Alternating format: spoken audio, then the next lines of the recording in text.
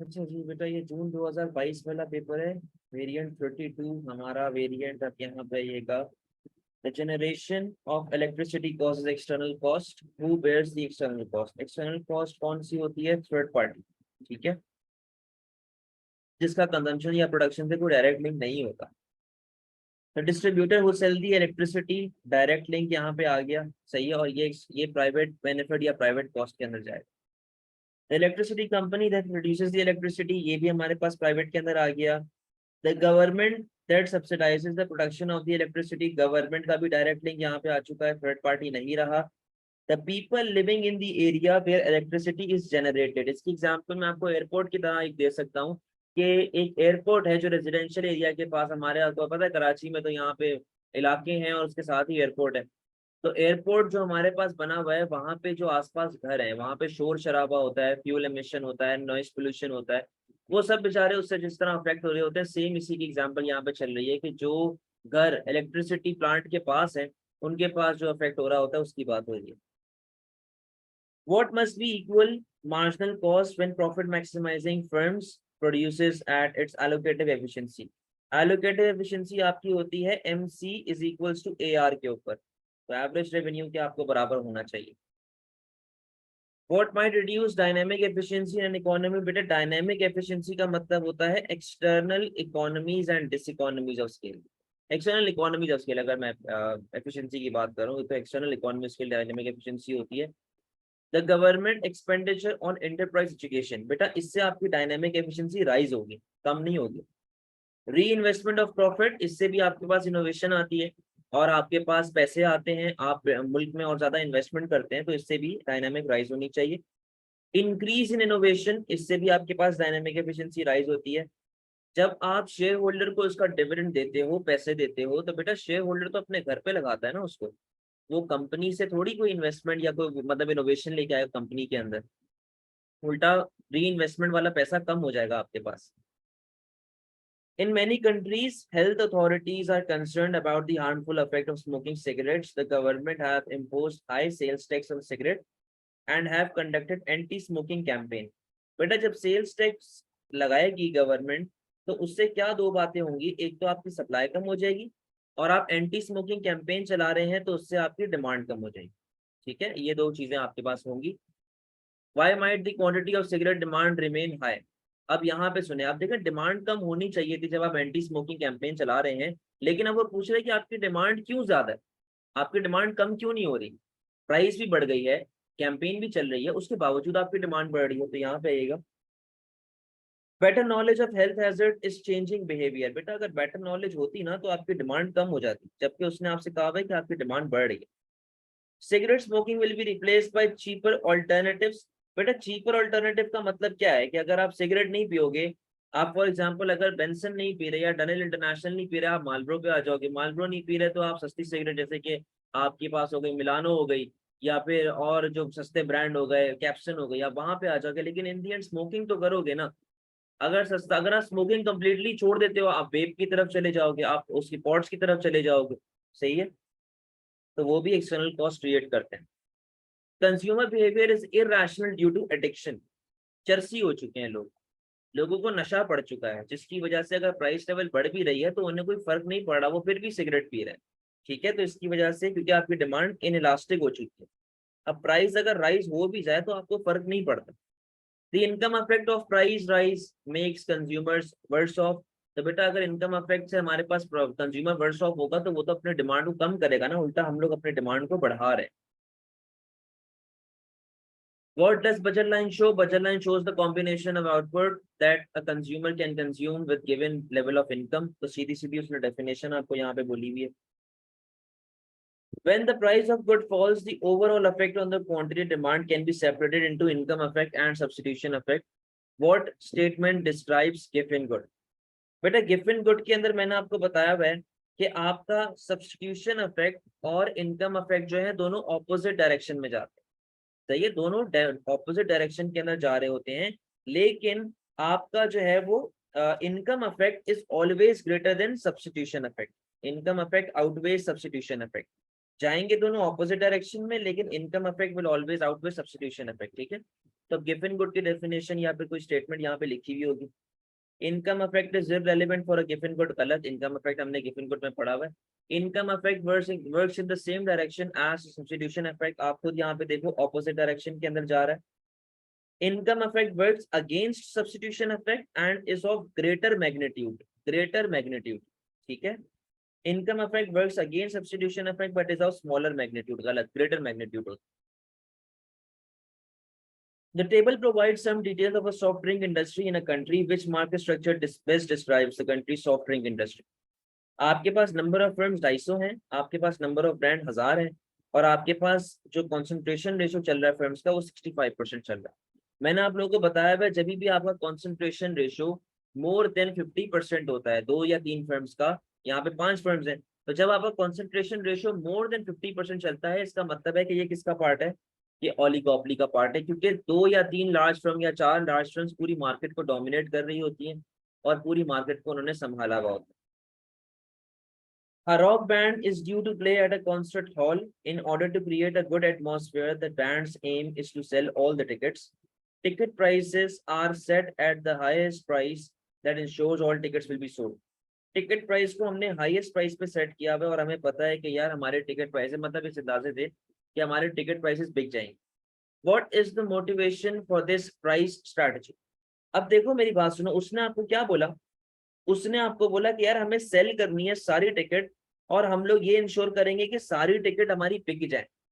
क्या उन्होंने कहीं भी ये बात बोली कि हमें प्रॉफिट बढ़ाना है, या उन्होंने ये बोला कि हमें रेवेन्यू बढ़ाना है? बेटा वो यूनिट की बात कर कि अगर 500 टिकट्स हैं तो 500 की 500 टिकट बिक जाए।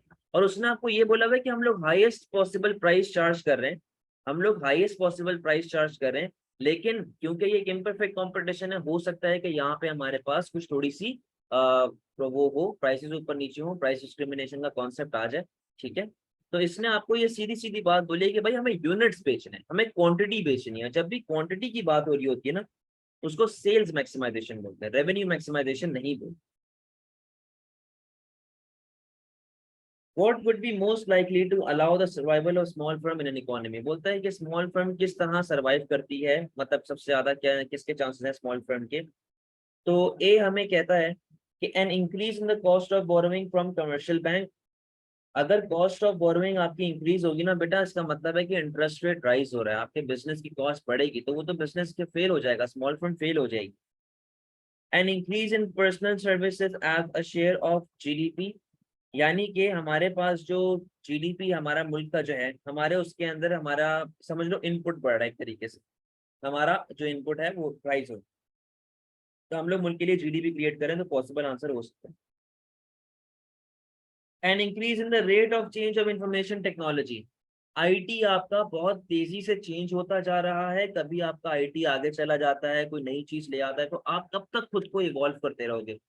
जब जब आप इवॉल्व करने जाओगे आपको तब तक कॉस्ट बेयर करनी पड़ेगी, ठीक है। तो ये आपके लिए प्रॉब्लमैटिक हो जाता है, प्रॉब्लम्स क्रिएट करता है। An increase in the ratio of capital to labour employed in an economy, बेटा कैपिटल टू लेबर यानी कि आप लेबर से किधर जा रहे हैं, मशीन्स की तरफ, और मशीन्स की इनिशियल कॉस्ट बहुत ज्यादा होती है एज कम्पेयर टू हमारे पास लेबर वाली बात।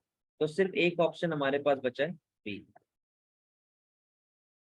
What is a condition for operating a successful cartel? बेटा कार्टेल के बारे में आपको मैंने बताया हुआ है कि यार हम लोग क्या करते हैं, 3 से 4 लाइसेंस मिलती हैं और हम लोग कोटास लगा देते हैं, लिमिट लगा देते हैं।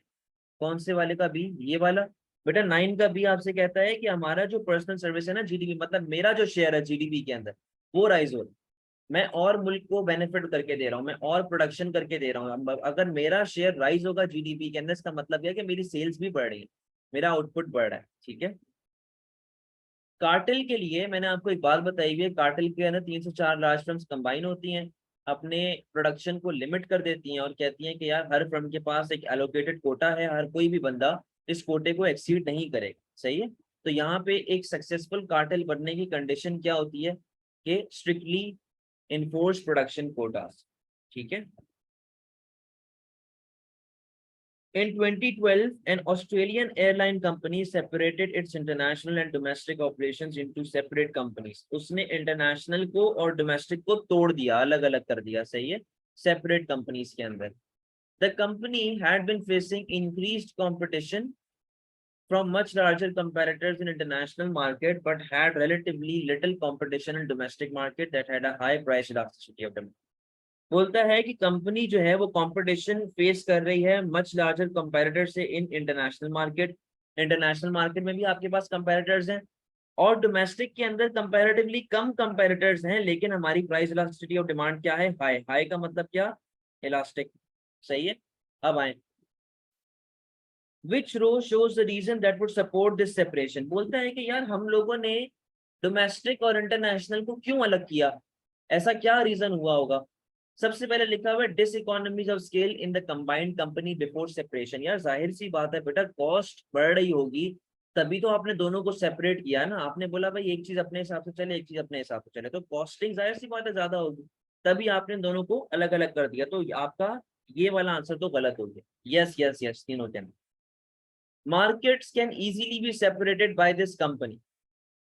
इजीली सेपरेटेड का मतलब ये होता है कि आप लोग क्या कर रहे हो, आप लोग जो है वो अपने हिसाब नीश मार्केट के हिसाब से आप इजीली कस्टमर को टारगेट कर सकते हैं। अब फॉर एग्जांपल ट्रैवलिंग की मैं बात करूं, जहाज की मैं बात करूं, इंटरनेशनल ट्रैवल अलग होता है, डोमेस्टिक ट्रैवल आपके पास अलग हो रहा होता है, ठीक है।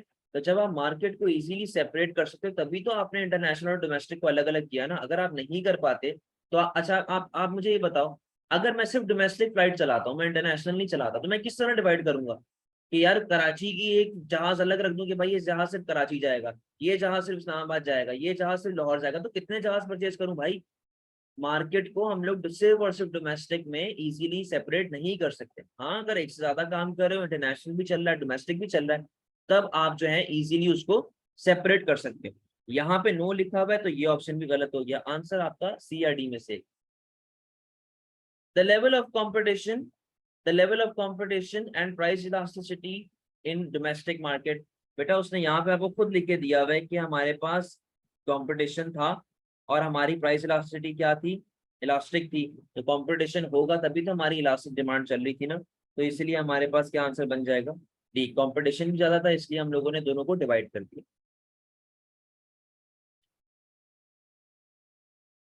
The diagram shows the firm's marginal and average cost curves. The firm enters a collusive agreement with other firms in the industry. It is agreed that each firm will charge a common price (OP) and will restrict the level of its output to a production quota set by the industry cartel. The firm is allocated a production quota at OQ. उसने बोला जी हमने कोटा लगा दिया यहाँ पे, सही है, हमने यहाँ पे कोटा लगा दिया। The firm decides to cheat in order to maximize its profit. What is the short run increase in profit? अच्छा, अब देखो वो क्या कहता है। वो ये कहता है कि भाई हमारे पास जो प्रॉफिट था ना, हमारे पास जो कोटा लग रहा है, हमारे पास जो कोटा लग रहा है वो ये लग रहा है, ठीक है, और हमारी प्राइस लेवल जो चल रही है ये चल रही है। यानी कि अगर मैं आपको वो बता दूं, क्या बोलते हैं, आपका जो इनिशियल रेवेन्यू, या चलो इनिशियल वो बता दूं आपको, इनिशियल प्रॉफिट, आपकी कॉस्ट यहाँ पे आ रही है, ठीक है, आपकी कॉस्ट यहाँ पे आ रही है, ये आपका रेवेन्यू आ गया, ये आपकी कॉस्ट आ गई, तो ये वाला पोर्शन किसका आ जाएगा बेटा? ये वाला पोर्शन आपके पास आ जाएगा प्रॉफिट का। तो जब कार्टेल चल रही थी आपके पास प्रॉफिट कितना आ रहा था? आपके पास प्रॉफिट आ रहा था पी, जी, एन और एम, ठीक है, आपके पास पी, जी, एन और एम का प्रॉफिट आ रहा था, ठीक है जी। अच्छा, अब एक बंदे ने चूज किया कि यार हम लोग चीटिंग करेंगे। हाँ, एक बंदे ने चूज किया कि हम लोग चीटिंग करेंगे। अब चीटिंग के लिए आप जाहिर सी बात है वहीं पे ऑपरेट करेंगे जहां पे आपका MC is equal to M R हो रहा होगा, इसके अलावा तो कहीं ऑपरेट नहीं करोगे ना। तो ये आपके पास चल रहा है मिस्टर डार्क, सही है, मिस्टर डार्क आपके पास चल रहा है, marginal revenue demand average revenue price. तो भाई MC is equal to M R आपके पास किधर होता है? इस पॉइंट के ऊपर। MC is equal to M R हो रहा है इस पॉइंट के ऊपर। अच्छा, इस पॉइंट के ऊपर आपका रेवेन्यू इतना आ रहा है और आपकी कॉस्ट कितनी आ रही है? आपकी जो कॉस्ट आ रही है वो ये आ रही है, ठीक है, आपके पास कॉस्ट कितनी आ गई भाई? वो आ गई है ये। तो चीटिंग के अंदर आपका प्रॉफिट कितना आ गया? पी, एच, जे और एल। चीटिंग में कितना प्रॉफिट आ गया आपका? पी, एच, जे और एल। तो अब उसने आपसे ये बात पूछी है कि यार एक बात बताओ कि अगर हम लोग चीटिंग करते हैं तो उससे हमारे पास कितना एक्स्ट्रा प्रॉफिट मिल रहा होगा? तो बेटा हमारा एक्स्ट्रा प्रॉफिट कौन सा आ रहा है? हमारा एक्स्ट्रा प्रॉफिट आ रहा है ये वाला और ये वाला, ठीक है। तो हम लोग क्या करेंगे, इस वाले प्रॉफिट को, चीटिंग वाले प्रॉफिट को माइनस कर देंगे कार्टेल वाले प्रॉफिट में से, तो भाई हमारे पास जो एक्स्ट्रा प्रॉफिट आ जाएगा वो क्या आ जाएगा, ये वाला प्रॉफिट हमारे पास आ जाएगा। तो ये हमारे पास क्या आंसर है, PHJL माइनस PGNM। ठीक है जी। To reduce road congestion caused by parked cars, a local government introduced a system of tradable parking permits। यानी कि पार्किंग परमिट ऐसे कि ट्रेड करने वाले, कि जैसे कि ऐसे समझ लो, यहाँ पे आगे लिखा हुआ होगा, household were given a permit allowing them to park one car at the road side. Household with more than one car could buy extra permit from household with no car. जैसे समझ लो कि जैसे आप subscription ले रहे हो internet की, कि आप इंटरनेट लोगे तो आपको हम लोग एक डिवाइस फ्री में चलवा देंगे, बाकी जितनी डिवाइसेस कनेक्ट करते रहोगे हम उसके पैसे चार्ज करेंगे। इसी तरह यहाँ पे हो रहा है कि अगर आपके पास एक गाड़ी है आपको परमिट मिल जाएगा कि आप अपने घर के पास गाड़ी खड़ी कर लें, लेकिन अगर आपके पास 2 या 3 गाड़ियां उसके लिए आपको एक्स्ट्रा परमिट बाय करना पड़ेगा। ठीक है। What is the most likely reason for this policy to fail. तो बोलता है कि ऐसा क्या हुआ होगा कि ये पॉलिसी हमारे पास फेल हो गई। तो पहला लिखा हुआ है, fines for drivers parking in the area without a permit with internalize will internalize the externality. देखिए बोलता है कि यार अगर हमारे पास फाइन लगा देंगे ना हम लोग गाड़ियों के ऊपर, कि वो पार्किंग ना करें किसी गाड़ी में, तो उससे एक्सटर्नैलिटी हमारे पास खत्म हो जाएगी। या इंटरनलाइज का मतलब क्या होता है भाई, जरा इतनी मुश्किल अंग्रेजी लिखी हुई है, एक सेकेंड।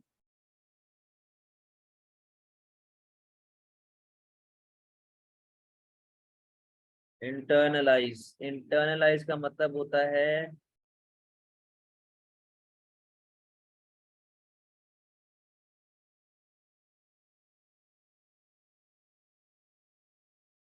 इंटरनलाइज का मतलब लिखा हुआ है कि भाई ये ऐड करेगा कॉस्ट को। इंटरनलाइज का मतलब होता है कि ये हमारे पास फर्दर जो है वो कॉस्ट को ऐड अप कर देगा, एक्सटर्नैलिटी को ऐड अप कर देगा, जबकि इसका मतलब है कि फाइन से तो कम होनी चाहिए ना एक्सटर्नैलिटी। ठीक है, तो ये हमारे पास रीजन नहीं होगा। सही है, आगे आओ।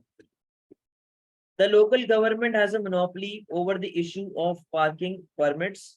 तो इससे फेल थोड़ी होगी हमारी पॉलिसी, इससे तो हमारे पास राइज होनी चाहिए कि यार हमारे पास एक्सटर्नैलिटी फॉलो हो रही है, क्योंकि वो मोनोपोली है। Those suffering from too many parked cars are compensated by the household owning extra cars। भाई एक बात बताओ, जब इधर यहाँ पे लिखी हुई है कि हम लोग हर बंदे को हाउस होल्ड दे रहे हैं और आप सेलेबल वो कर रहे हैं ना, सेलेबल आप परमिट्स बना रहे हो, तो जिसके पास गाड़ी नहीं है वो अपना परमिट बेच देगा और क्या। ठीक है, तो वो अपनी परमिट बेच रहा है तभी तो उसके घर एक्स्ट्रा गाड़ियां खड़ी हुई है ना, तो उसके अंदर कोई ऐसी प्रॉब्लम थोड़ी है। Too many household owns cars so the market in permit is very small.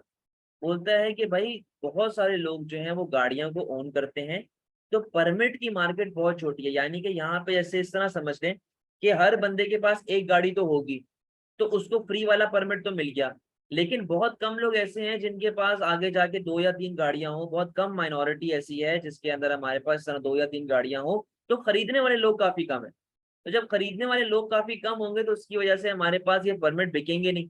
और जब ट्रेडेबल मार्केट, नाम ही ट्रेडेबल है और ये बिक ही नहीं रहा, तो इसका लिखाने का फायदा क्या है भाई। तो हमारे पास यहाँ पे ये वाला कॉन्सेप्ट आ रहा है कि हमारे पास बहुत से कम हाउस होल्ड हैं जो कि गाड़ी को ओन करते हैं, और लेकिन उनके पास परमिट वगैरह जो है वो खरीदते नहीं है। What is not an example of the application of Nash theory. बेटा नश थ्योरी का मतलब होता है किसी को पोक करना, किसी की सेंस ऑफ डायरेक्शन बदलना, तो उसने बोला not an example. A chain of coffee shop offers its customer a larger coffee if they bring their own reusable cup। Nash theory है कि लोग अपने कप्स यूज करें। सी बोलता है government introduces an opt out system for organ donation to try to increase the number of organs donated. तो भाई ये भी आपके पास एक नच करने वाला है, उनको खींचने वाली बात है। Restaurant chain introduces smaller size main course on its menu to try to reduce volume of food wastage।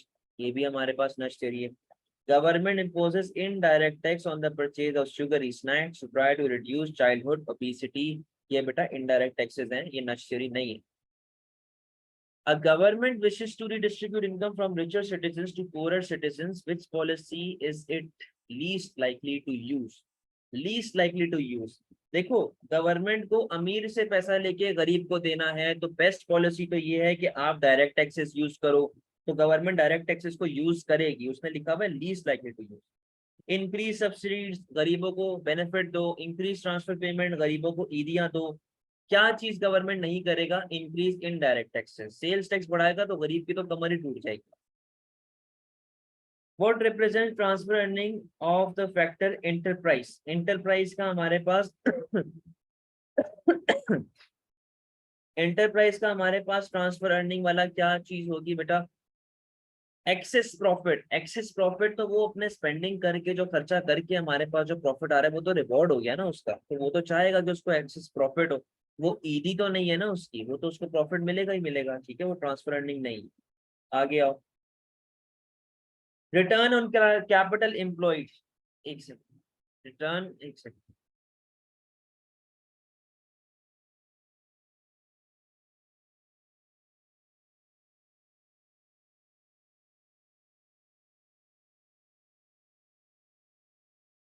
Return on capital employed और स्टार्टअप कॉस्ट, देखिए ट्रांसफर, अच्छा इसने पता है क्या किया हुआ है यहाँ पे? इसने जो आप लोगों ने लेबर मार्केट में ट्रांसफर अर्निंग और इकोनॉमिक रेंट पढ़ा हुआ है ना, उसने इसको यहाँ पे एंटरप्राइज के साथ लिंक कर दिया। अब जैसे मैं एक्सेस प्रॉफिट की बात करूं तो वो क्या है? वो आपका होगा इकोनॉमिक रेंट। इकोनॉमिक रेंट जैसे कि ओवर एंड अबव जितना आपके पास प्रॉफिट हो गया वो आप यूज कर रहे हो, इकोनॉमिक रेंट है। रिटर्न ऑन कैपिटल एम्प्लॉयड, ये भी आपका इकोनॉमिक रेंट, आप ज्यादा से ज्यादा यूज करने की कोशिश कर रहे हो। स्टार्टअप कैपिटल, ये आपकी कॉस्ट है, ये तो कॉस्ट है ना सीधी सीधी। नॉर्मल प्रॉफिट का मतलब क्या है? Transfer earning. ट्रांसफर अर्निंग क्या होती है कि मिनिमम मैं अपने वर्कर को इतना पैसा दूंगा ना कि वो मेरे पास जॉब कर ले। इसी तरह इंटरप्राइज के लिए नॉर्मल प्रॉफिट क्या होगा? ट्रांसफर अर्निंग के, यार मिनिमम मुझे इतना पैसा तो कमाना ही कमाना है ताकि मैं अपने बिजनेस को रन कर सकूं। नॉर्मल प्रॉफिट का मतलब मैंने आप लोगों को बताया भाई क्या होता है? Break even. ठीक है, एटलीस्ट ब्रेक इवन पे तो करो ना काम, अगर आपने बिजनेस में सर्वाइव करना है तो। आगे हैं। The diagram shows demand for and supply of labor in the construction industry. The labor market is initially in equilibrium when the wage is W. अच्छा, the trade union wishes to increase the wage but does not wish to decrease employment. अच्छा, ये वो अपने नखरे पे आ गई है, कहती है कि जी वेज भी बढ़ाओ और अनएम्प्लॉयमेंट भी कम ना हो। सही है। The union asks for wages W2, the employer offer wage W3. अच्छा, ट्रेड यूनियन बोलता है कि हमें ये बेच दो, एम्प्लॉयर बोलता है मैं ये दूंगा, जबकि इक्विलिब्रियम क्या चल रहा है? एफ पॉइंट एफ, नहीं क्या चल रहा है? ये वाला पॉइंट चल रहा है इक्विलिब्रियम, सही है, ये इक्विलिब्रियम चल रहा है। तो बोलता है कि what would be the best policy to enable trade union to achieve both it same. कहता है कि हमारी क्वांटिटी भी कम ना हो और हमारी वेजेस भी बढ़ जाए। अब बोलता है कि accept W3 and the new equilibrium point F. देखो मेरी बात सुनो, अगर मैं इक्विलिब्रियम एफ के ऊपर आता हूँ, मेरी वेजेस बढ़ रही हैं, लेकिन बेटा एम्प्लॉयमेंट तो कम हो रही है ना, जबकि उसने बोला कि हमें एम्प्लॉयमेंट लेवल को कम नहीं करवाना। आगे आओ। Continue to ask for W2 and new equilibrium G. बेटा यहाँ पे भी क्वांटिटी आपके पास कम हो रही है, भले वेज रेट बढ़ रहा है, ये भी हमारे पास गलत पॉइंट हो गया। Keep at W1। अच्छा, कीप एट W1 यानी कि यहीं पे रखो with the new equilibrium point H. इसमें आपकी क्वांटिटी तो बढ़ रही है लेकिन वेज रेट नहीं बढ़ रही, ये भी हमारा ऑब्जेक्टिव गलत हो गया। हमारा तो ऑब्जेक्टिव है वेज बढ़े और अनएम्प्लॉयमेंट कम ना हो, मतलब अनएम्प्लॉयमेंट जो है ना वो ना बढ़े, सही है, और एम्प्लॉयमेंट लेवल कम ना हो। यहाँ पे डी पे आए। Increase marginal revenue product and new equilibrium at E. बोलता है कि नए इक्विलिब्रियम ई पे ऑपरेट करना शुरू कर दो। अब यहाँ पे आपकी क्वांटिटी भी बढ़ रही है और आपके पास वेज रेट भी बढ़ रही है। ऑल्सो जब आप एमआरपी को बढ़ाएंगे तो एमआरपी की वजह से आपके पास शिफ्ट आएगा ना राइटवर्ड, एमआरपी की वजह से आपके पास शिफ्ट आएगा राइटवर्ड, ठीक है। तो उससे आपके पास डिमांड भी इंक्रीज हो रही है, वेजेस भी इंक्रीज हो रही है, प्लस आपके पास क्वांटिटी ऑफ लेबर भी इंक्रीज हो रही है। Many governments adopt sustainable economic growth as a macroeconomic policy. What is meant by sustainable economic growth? बेटा सस्टेनेबिलिटी का जो मतलब होता है वो ये होता है कि हम लोग ऐसे काम करें कि आगे आने वाली जनरेशन्स के लिए हमारे पास रिसोर्सेज कम ना पड़ जाए। ठीक है, अब हम लोग करंट प्रोडक्टिविटी को तो बढ़ाते हैं, लेकिन हम लोग किस हिसाब से देखते हैं कि हमारे पास without reducing the productive potential in future, कि लोगों के आगे आने वाली नस्लों के लिए वो चीज़ कम ना पड़ जाए। 19 पे आए। What would cause estimate the money value of measure of economic welfare MEW for a country to be greater than the value of gross national product? देखिए हमारे पास MEW GNP से ज्यादा कैसे हो सकता है, ये सवाल वो आपसे पूछता है कि हमारा MEW GNP से ज्यादा क्या हो सकता है। ठीक है, आपको जब मैंने MEW का फॉर्मूला बताया था उसके अंदर मैंने लेजर और नॉन मार्केटेड एक्टिविटीज के बारे में भी बात बताई थी। सही है, तो इसीलिए क्योंकि हमारे पास GNP में तो बस दो ही बातें हैं ना, production plus net income from abroad, बस ये दो बातें आ रही हैं। MEW में क्या क्या आता है, प्रोडक्शन भी आती है, नॉन मार्केटेड एक्टिविटीज भी आती हैं, लेजर एक्टिविटीज भी आती हैं, माइनस कोई भी जो हमारे पास कॉस्ट जो कि सोसाइटी को हार्म कर रही है। तो हमारे पास कुछ चार पांच बहुत बड़ा फॉर्मूला बन रहा है ना। तो ये हमारे पास कुछ एक्स्ट्रा चीजें होती हैं इस फॉर्मूला के अंदर जो इंक्रीज करवाती हैं हमारे पास MEW को more than GNP। The data provides information on indicators of the standard of living in 4 countries in 2019, each with a population below 10 million. Her country की पॉपुलेशन बेटा 10 मिलियन से कम है। Based overall on these indicators, which country is most likely to have had the highest HDI ranking? बेटा highest HDI ranking को अगर आपने देखना है तो आपने देखना होगा सबसे अच्छा हमारे पास किसका चल रहा है। अब आप यहाँ पे देखो, लाइफ एक्सपेक्टेंसी एट बर्थ सबसे ज्यादा हमारे पास नॉर्वे की है, ठीक है। GNI पर कैपिटा हमें देखना होगा, GNI पर कैपिटा, ठीक है। तो आप GNI पर कैपिटा के हिसाब से देखो हाईएस्ट किसका आ रहा है भाई, GNI पर कैपिटा हाईएस्ट है कतर का। उसके बाद एक्सपेक्टेड ईयर्स ऑफ स्कूलिंग सबसे ज्यादा किसकी आ रही है, नॉर्वे की आ रही है। स्किल्ड लेबर जो हमारे पास लेबर की परसेंटेज स्किलफुल है वो किसकी आ रही है, नॉर्वे की आ रही है। तो हमारे पास हाईएस्ट किसका आ जाएगा, नॉर्वे का इंडिकेटर आ गया। What might help improve economic growth in developing countries over the next 5 years? बोलता है कि यार हमारे पास इकोनॉमिक ग्रोथ किस तरह राइज होगी ओवर द नेक्स्ट 5 years। तो अब यहाँ पे जरा देखिएगा, एन इंक्रीज इन इनकम टैक्स, बेटा इससे आपकी इकोनॉमिक ग्रोथ फॉल होना स्टार्ट हो जाती है। सही है, आपकी इकोनॉमिक ग्रोथ फॉल होना स्टार्ट हो जाती है। An increase in birth rate, birth rate बढ़ेगा तो उससे भी आपके पास डिपेंडेंसी राइज होती है, आपके पास बच्चे ज्यादा हो जाएंगे, वर्किंग पॉपुलेशन अगर कंपैरेटिवली कम है तो डिपेंडेंसी बहुत बढ़ जाती है। An increase in budget surplus, budget surplus का मतलब ये है कि गवर्नमेंट स्पेंडिंग नहीं कर रही। बेटा क्रोशिया का तो उसने पूछा ही नहीं है ना, तो आप क्यों उस पर जा रहे हो, लास्ट पूछा उसने नहीं पूछा ना। N increase in budget surplus, increase in budget surplus हमारे पास मतलब ये होता है कि गवर्नमेंट के पास टैक्सेस ज्यादा हैं लेकिन गवर्नमेंट स्पेंडिंग नहीं कर रही। तो इसका मतलब क्या है कि जब गवर्नमेंट स्पेंडिंग ही नहीं कर रही, गवर्नमेंट इकोनॉमिक ग्रोथ नहीं लेके आ रही है, तो फिर आपके पास किस तरह इकोनॉमी डेवलप होगी आगे जाके। एंड इंक्रीज इन ट्रेनिंग, जी बिल्कुल, क्योंकि आपका पोटेंशियल राइज होगा ना, आपका PPC राइट बढ़ जाएगा तो इससे ओवरऑल आपको बेनिफिट मिलेगा। An economist once said, if you pay people not to work and tax them when they do, don't be surprised if you get unemployed. What is this an example of? बोलता है कि भाई एक बंदा, एक economist था, उसने बोला कि भाई अगर आप लोगों को पे करते हैं काम ना करने के लिए और फिर उनसे जब टैक्स लेते हैं, जब वो काम करते हैं तो सरप्राइज मतलब परेशान नहीं होएगा कि अगर वो जॉब छोड़ दे। मतलब आपने एक बंदे से सारी जिंदगी जॉब टैक्स नहीं लिया और अब जैसे ही आपने टैक्स मांगना शुरू किया तो उन्होंने जॉब छोड़ना शुरू कर दी। ऐसी जीती जागती एग्जांपल मैं आपको इमरान खान की दे रहा हूँ। इमरान खान ने जब हमारे पास उसकी हुकूमत थी, इमरान खान ने टैक्सेस लगाने शुरू किए बिजनेस क्लास के ऊपर और लोगों के ऊपर, ताकि वो मुल्क में स्पेंडिंग कर सके, जो कि एक बड़ी अच्छी पॉलिसी थी क्योंकि हम लोग तो हैं ही भूखे नंगे लोग और हम लोग तो टैक्सेस खाते हुए आ रहे हैं सारी जिंदगी से। मैं अपनी बात करूँ, मैं टैक्स नहीं पे करता भाई, तो हम लोग टैक्सेस खाते हुए आते हैं, टैक्स चोरी करते हैं। तो वो ये स्टेटमेंट बोलता है कि सारी जिंदगी टैक्स नहीं लो, फिर जब उनसे टैक्स मांगना शुरू करो तो फिर जी वो काम छोड़ देते हैं, बोलते जी हम काम ही नहीं करेंगे। ऐसा कहाँ पे होता है बेटा, साइक्लिकल के अंदर एग्रीगेट डिमांड जब कम होती है तब हमारे पास साइक्लिकल अनएम्प्लॉयमेंट आती है, ठीक है। फ्रिक्शनल अनएम्प्लॉयमेंट, जब मैं जॉब स्विच कर रहा होता हूँ तब हमारे पास फ्रिक्शनल अनएम्प्लॉयमेंट आती है। स्ट्रक्चरल अनएम्प्लॉयमेंट, स्ट्रक्चरल अनएम्प्लॉयमेंट का मतलब क्या है, जब हमारे पास प्राइमरी टू सेकेंडरी या फिर आप मशीन्स वगैरह को ले आओ या फिर आपको जो ओवरऑल इस तरह काम चल रहा होता है। वॉलंटरी अनएम्प्लॉयमेंट, मैं काम ही नहीं करूंगा, जाओ नाराज होकर बैठ गया, मैंने कहा भाड़ में जाओ, काम ही नहीं करूंगा। ये क्या है, ये वॉलंटरी अनएम्प्लॉयमेंट है, मुझे टैक्स ले रहे हो मैं काम नहीं करूंगा, ये वॉलंटरी अनएम्प्लॉयमेंट है। आ गया।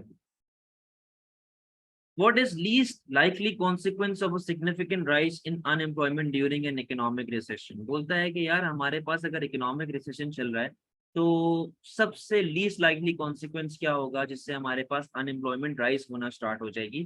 तो यहाँ पे जरा देखिएगा, a fall in aggregate demand, a fall in expenditure on welfare, a fall in revenue from income tax, a fall in the rate of economic growth।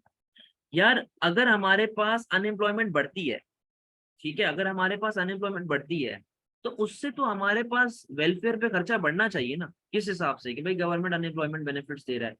और नहीं, वॉलंटरी अनएम्प्लॉयड जो है वो लेबर फोर्स का पार्ट नहीं होते, involuntary होते हैं, वॉलंटरी नहीं होते। अच्छा, अब जब हमारे पास अनएम्प्लॉयमेंट बढ़ती है, लोगों के पास जॉब्स नहीं है, लोगों के पास पैसे नहीं है, तो गवर्नमेंट को इन दी एंड आना पड़ेगा, इंटरवीन करना पड़ेगा, एक्सपेंडिचर पे खर्चा, वेलफेयर पे खर्चा करना पड़ेगा। ठीक है, तो वेलफेयर का खर्चा राइज होगा एज कम्पेयर टू फॉल। उसने क्या बोला हुआ, लीस्ट लाइकली कॉन्सिक्वेंस। हम लोग कहेंगे कि वेलफेयर पे खर्चा राइज होगा। अब देखिए, एग्रीगेट डिमांड फॉल होगी, लाजमी सी बात है, रेवेन्यू कम होगा इनकम टैक्स का, लाजमी सी बात है, इकोनॉमिक ग्रोथ गिरेगी, लाजमी सी बात है। In which context relevant to growth in the money supply in the term total currency flow used? हमारे पास टोटल करेंसी फ्लो का मतलब जो है वो किस तरह हमारे पास आ रहा होता है बेटा। टोटल करेंसी फ्लो का मतलब होता है फ्लो, फ्लो से याद रख लो, कितना पैसा मुल्क के अंदर आया, कितना पैसा मुल्क से बाहर गया। ठीक है, तो money flow between domestic residents and foreign residents, ये आपके पास टोटल करेंसी फ्लो होती है। What does not change the level of withdrawals from circular flow of income? Withdrawal हमारे पास किस पार्ट में चेंज नहीं होती जब हम लोग सर्कुलर फ्लो ऑफ इनकम की बात करते हैं। House hold having more of their income taken in tax, बेटा ये आपको बताया है, टैक्सेस का हमारा एमपीटी जा रहा होता है, विड्रॉल का पार्ट है। Household spending more on imports, ये भी हमारे पास एमपीएम का नाम है। Household taking money from their saving to spend on celebration, saving वाला हमारे पास जो है वो पार्ट आ गया, और हम लोग जो है वो सेविंग के हिसाब से देख रहे हैं। Household transferring money from an account in one bank to a different bank account, बेटा इससे विड्रॉल पे कोई इफेक्ट नहीं आएगा। फॉर एग्जाम्पल, अगर मैंने 100 रुपए एचबीएल में सेव किए हुए थे, ठीक है, वही 100 रुपए मैंने एचबीएल से निकाल के एमसीबी में डाल दिए, तो भाई विड्रॉल तो उतना ही है ना जितना पहले का था। विड्रॉल राइस तब होता जब मैं 50 रुपए एक्स्ट्रा डाल देता, या मैं 100 रुपए और एक्स्ट्रा डाल देता। ठीक है, मैंने तो वही पैसे को घुमा दिया ना, तो वो सेविंग जो है वो वही विड्रॉल का पार्ट रहेगी जो इनिशियली हमारे पास। Which approach is consistent with the Keynesian school of thought, economic thought? सही है, यहाँ पे आइएगा। Balance budget should be a की पॉलिसी एम, बेटा बैलेंस बजट केंजियन ने कभी नहीं कहा, केंजियन ने हमेशा यही कहा है कि आपको स्पेंडिंग करनी पड़ेगी, भले आपका बजट बैलेंस हो या सरप्लस हो या डेफिसिट हो, उससे कोई फर्क नहीं पड़ता। Inflation is caused by excessive money supply growth, ये हमारे पास मॉनेटरिस्ट ने कही थी बात। Unemployment can still persist in the long run, wages are flexible downwards in the short run. बोलता है कि यार wages are flexible downward in the short run, गलत बात भाई। अगर मैं एक बड़ा पढ़ा लिखा और मैं बड़ा एक पीएचडी लेवल का आदमी हूँ, और मैं जॉब लेने जा रहा हूँ और एक नए बिजनेस के पास जाता हूँ कि जो अभी बिल्कुल पैदा हुआ है, तो क्या मैं उसको ये बोलूंगा सर कोई बात नहीं, आप मुझे 10,000 रुपए दे देना, मैं आपके पास काम कर लूंगा, फिर जब पैसे आएंगे तो देख लेंगे, मुझे दे देना पैसे। ऐसा नहीं होता भाई। वेजेस समटाइम्स, नॉट ऑलवेज, कभी कभार फ्लेक्सिबल भी होती हैं बट नॉट ऑलवेज। सही है, फ्लेक्सिबल हर बार नहीं होती। Unemployment will still persist in the long run, आपको याद होगा ये वाला concept, non accelerating inflation rate of unemployment, या फिर नेचुरल रेट ऑफ अनएम्प्लॉयमेंट, ये तो आपके पास हो रहा होता है ना भाई। What could be used to offset a leakage from circular flow of income? आपने लीकेज यानी कि विड्रॉल को कम करवाना है, और आपके पास जो है वो सर्कुलर फ्लो ऑफ इनकम में आपने उसको कम करवाना है। अब यहाँ पे जरा देखिएगा, रिडक्शन इन डोमेस्टिक कंजम्पशन, जब आपके पास डोमेस्टिक कंजम्पशन कम हो जाती है तो आपके पास भाई एग्रीगेट डिमांड कम हो जाएगी, और आपके पास मुल्क के अंदर लीकेज को आपने ऑफसेट करवाना है। मतलब कि इसका कहने का मकसद ये है कि जैसे कि ये हमारे पास आ गया है विड्रॉल, ठीक है, ये हमारा आ गया है इंजेक्शन, सही है, हमारे पास विड्रॉल्स बढ़ गए, हमारे पास विड्रॉल्स बढ़ गए फॉर एग्जाम्पल। अब उसने बोला कि मुझे इसको ऑफसेट करवाना है। ऑफसेट का मतलब कि यार ये वापस से ना इंक्रीज ना हो, हमें वापस से इसको उसी इक्विलिब्रियम पे लेके आना है जितने पे ये पहले था। सही है, जितने पे ये पहले था। तो अब मेरी बात सुनो, हमारे पास अगर विड्रॉल बढ़ गया, इसका मतलब क्या है कि हमें इंजेक्शन को भी राइज करवाना पड़ेगा ताकि वो वापस से ऑफसेट हो जाए। अगर कंजम्पशन कम होती है तो इंजेक्शन कम हो जाएगा, एग्रीगेट डिमांड कम हो जाएगी। गवर्नमेंट एक्सपेंडिचर कम होगा तो उससे भी इंजेक्शन कम होगा, एग्रीगेट डिमांड कम होगी। इंटरेस्ट रेट हमारे पास बढ़ेगा, उससे हमारे पास इन्वेस्टमेंट कम होगी, इंजेक्शन कम हो जाएगा। एन इंक्रीज इन इन्वेस्टमेंट, जब इन्वेस्टमेंट बढ़ेगा तो बेटा उससे इंजेक्शन भी तो राइज होगा, फिर हमारे पास जो एक विड्रॉल बढ़ने वाला इफेक्ट था वो ऑफसेट हो जाएगा, और इंजेक्शन जो है वो उसको कवर अप कर लेगा। In some countries, life expectancy has fallen, but the birth rate remains high. Which effect will this have? आपके पास बेटा बर्थ रेट बढ़ता जा रहा है और आपके पास लाइफ एक्सपेक्टेंसी यानी कि लोग जवानी में ही मरते जा रहे हैं, तो इससे बेटा एंड क्या होगी कि जो आपके पास वर्किंग पॉपुलेशन है वो कम हो जाएगी।